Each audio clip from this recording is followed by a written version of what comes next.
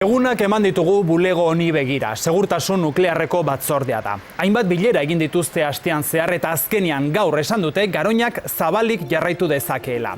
Alde, 3 lagunek bozkatu dute, PP eta CiUko ordezkariek.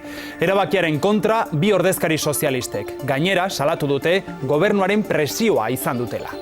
Joan den iraileko irudiak dira, ekologista xanpaina eskuan Nuklenorrek luzapena ez berritzeko erabakia ospatzen ari ziren.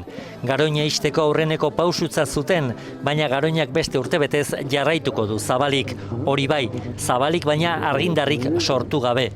Abian jarri nahi izan ezkero, Iberdrolak eta Endesak segurtasuna bermatzeko baldintza batzuk bete beharko lituzkete. Diseinuari dagozkion aldaketak eta inbertsioak egitea besteak beste.